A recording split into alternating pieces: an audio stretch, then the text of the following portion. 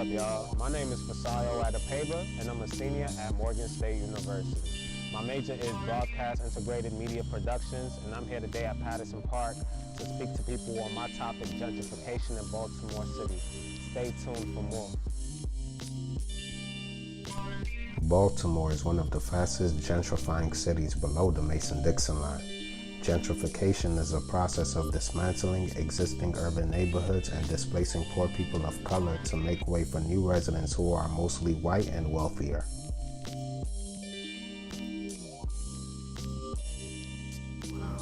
Yes, I feel like they don't do enough in our community to help our children.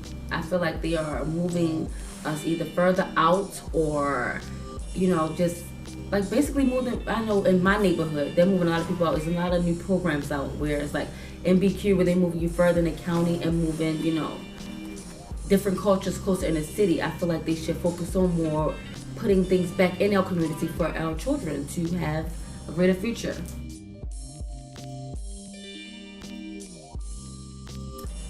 I'm not big on like races, but I feel like people look at us like low class. Like it really doesn't matter how we feel about things. Like they're building new Starbucks and Chick-fil-A's and redoing these KFCs, but it's not enough recreation centers and after school programs for children to just get an education. Enough libraries in every community, and maybe one every so many miles. I feel like that's unfair. We've heard a lot about gentrification over the years. It's just not a local thing happening in Baltimore. It's happening all across the United States and many cities as well. There's been a lot of change in the community. I mean, it's a lot of flavor as far as, different ethnicities. You have blacks, you have whites, you have Spanish.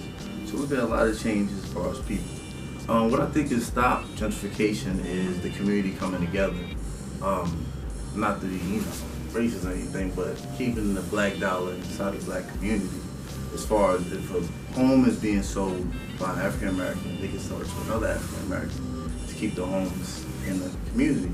But if you're selling it to another person outside the community, that's when things are going to change. So if we can keep the dollar inside the community, that's how we can solve that. Living in the city will be way more expensive than it is now. Like back then, living in the city, $500 you could pay like rent or something like that for a 2-bedroom. Now living in the city, you got to pay almost $1,000 for a studio. So rent is going up. The cost of living is going to go up. There's a lot of things that's going to go up as far as money-wise. It's a lot of pressure as far as seeing unfamiliar things. When you walk outside, it's just you don't recognize what you used to recognize when you was little. And so it's a big change. I mean, people can either adjust or move out, so that's the only option. Hey, thank you for watching my production on gentrification in Baltimore City. Until next time, we shall meet again.